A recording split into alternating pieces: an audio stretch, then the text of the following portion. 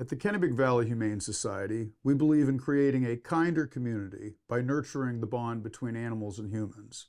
Please join me in welcoming some furry friends. Welcome back to Happy Tales at KVHS. This energetic social butterfly hound mix is Bella. She's 3 years old. She loves to get energy out. Being a hound, she needs her mind to be stimulated also, and wants to be with somebody that's going to take her places, whether that be camping, hiking, or other activities.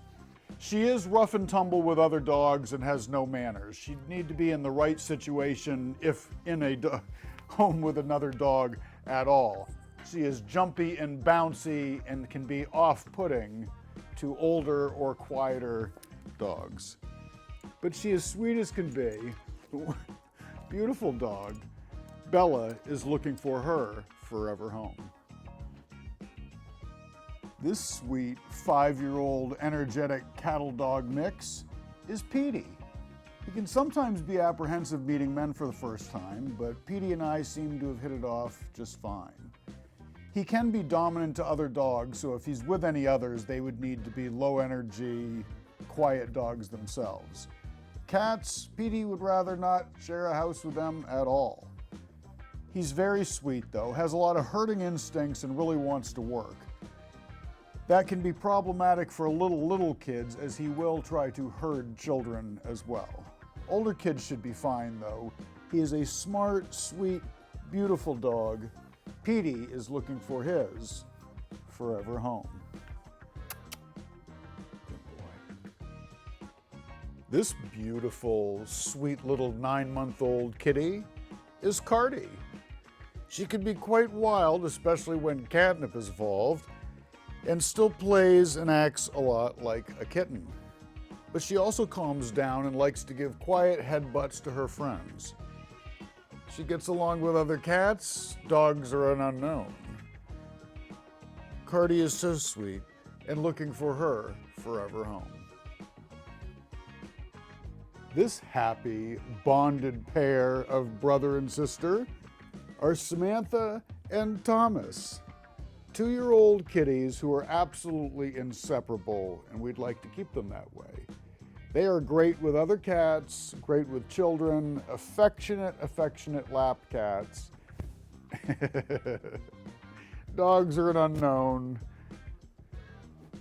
but they are the sweetest kitties you can ever meet. Samantha and Thomas are looking to go together to their forever home.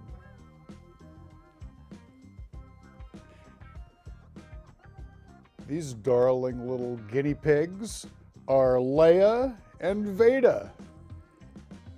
Yes, Leia's very comfortable being held, loves nothing more besides greens and treats. Veda, I was told, wouldn't be as comfortable, but I noticed no signs of distress.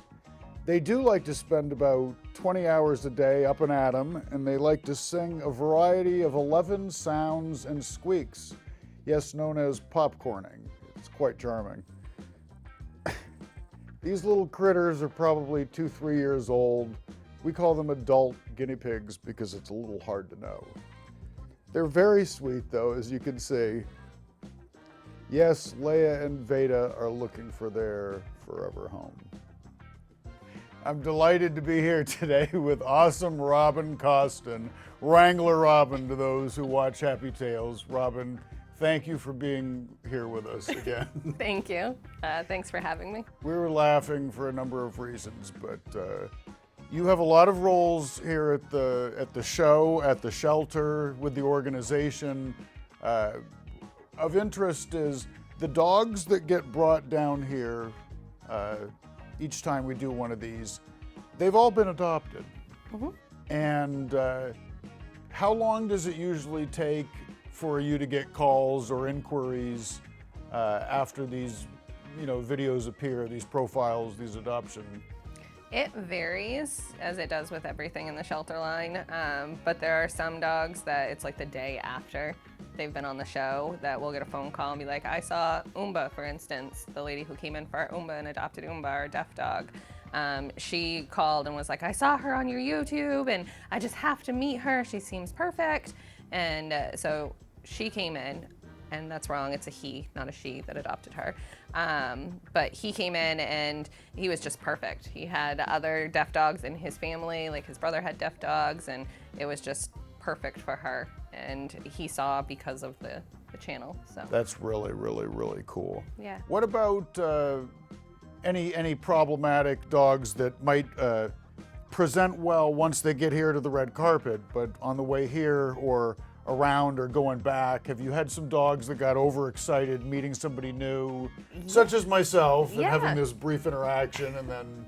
We've had a lot of dogs that we go back and forth with deciding what dogs to come. And the number one issue that we have, and the number one thing, not issue, but number one thing that we consider is, how is this dog going to react with the lights and, you know, strange men and the lighting and a room that they're not familiar with. So we have to take all of that into account. So a lot of the dogs on our adoption floor, not a lot, but a handful of them, we opt not to do them on the show because they're not going to show their best side.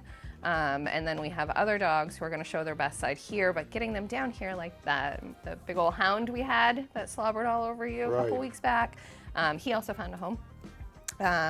But he was baying the whole way down here and bayed all the way through, and then he beelined it off set. I believe he was the last, it was a couple episodes ago. Anyway, but yeah, he took off like a banshee, and then come running back. So, I mean, it's fun and it's entertaining, but then once they get here, they act different with you than they do with me because they don't know you. And they definitely act different with the cameraman because, you know, the camera's in their face and that's scary for them. So it's just a whole lot of excitement for them and control for us. It is remarkable. I've never been bitten. Steve hasn't been bitten. Dave before him was not bitten. Knock on wood. Yeah. Yeah, I mean, it's an intimidating environment for me. Probably shouldn't have done that, but I don't do cameras and a lot of the dogs don't either, so I kind of have that in common with them. They are great outside of here. They're great outside. They're great for meet and greets, but the lights are pretty intimidating. I keep going back to the lights because it's, yeah. And you've been with us, Wrangler Robin, for over 10 years, going on 11 years now. Yep. Yeah, I've been here it'll be 11 years in December that I've been at this shelter, and I did work at another facility for either 8 or 9 years. And then I took a 2-year sabbatical and worked at a laundromat. Yeah, and then I came back here. And you don't miss many mutt struts.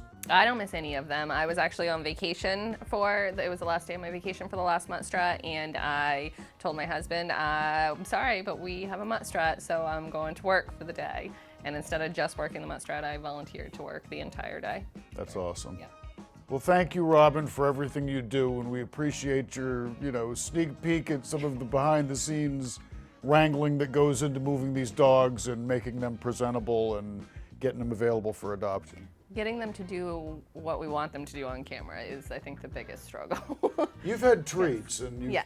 Prevailed on me the importance of using treats to bribe the dogs or otherwise coerce them, I guess. Yeah, just getting them familiar with you before the camera starts rolling is also, I've noticed, helped a lot. So. Good call. But. Thank you, Robin. Very welcome. Bye. Thank you for watching Happy Tales at KVHS. Please feel free to share this video, spread the word so that we can help more cats, dogs, mice, and otherwise find their forever home.